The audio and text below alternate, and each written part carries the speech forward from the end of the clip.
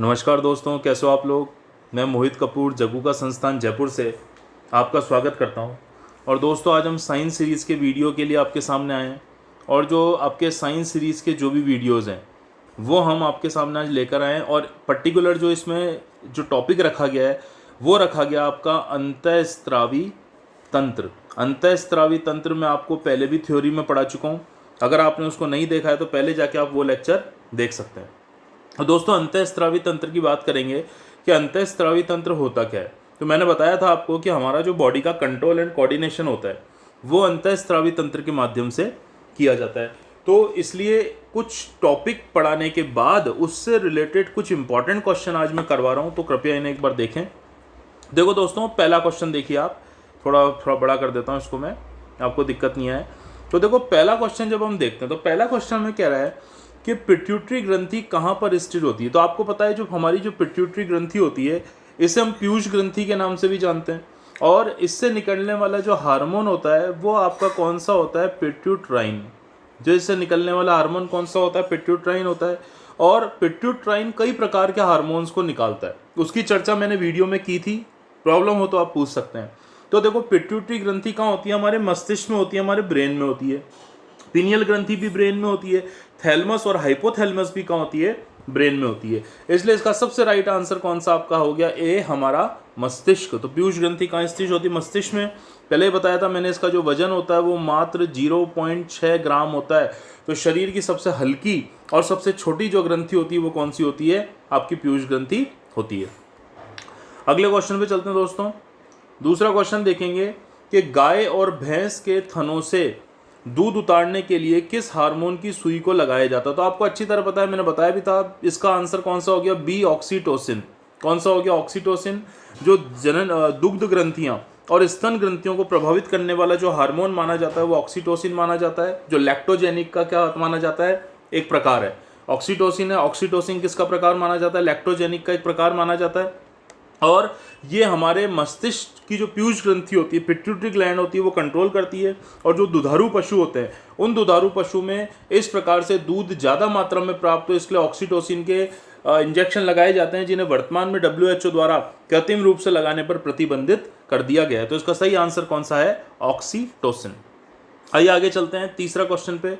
तीसरा क्वेश्चन है कि थायराइड ग्रंथि से थायरोक्सिन स्त्रावित करने के उत्तेजित करने वाला अंतःस्रावी हार्मोन कौन सा है। तो मैंने आपको बताया था, थायराइड ग्रंथि कहाँ होती है, हमारे गले में होती है। थायराइड ग्रंथि से कौन सा हार्मोन निकलता है, थायरोक्सिन निकलता है। थायरोक्सिन उपापचयी क्रियाएं, हमारे शरीर की वृद्धि, शरीर का संतुलन, हमारे पाचन और बहुत सारी चीज़ों के लिए, बॉडी को एनर्जेटिक या एनर्जाइज करने के लिए इंपॉर्टेंट माना जाता है थायरोक्सिन। पर थायरोक्सिन कंट्रोल किससे होता है, पिट्यूट्राइन से। और पिट्यूट्राइन के अंतर्गत कौन सा निकलता है, TSH, जिसको हम क्या कहते हैं, थायराइड स्टिमुलेटिंग हार्मोन। तो ये क्वेश्चन आपसे कई बार पूछा गया है।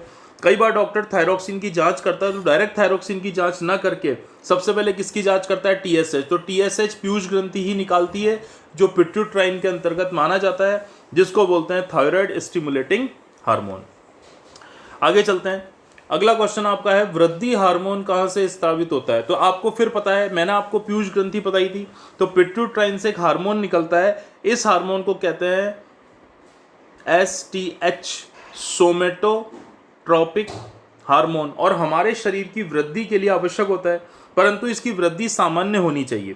यदि इसकी वृद्धि ज़्यादा हो गई तो हमारा शरीर बहुत ही विशाल हो जाता है, जिसे भीमकायता रोग कहते हैं। और यदि ये कम स्त्रावित होता है, एक लेवल से भी कम, तो शरीर छोटा रह जाता है, उससे बौनापन रोग हो जाता है। तो इसका भी जो सही आंसर होगा, वृद्धि हार्मोन, ये कौन सी ग्रंथि से होगा, पिट्यूटरी ग्रंथि, जिसको पीयूष ग्रंथि या मास्टर ग्रंथि भी कहते हैं।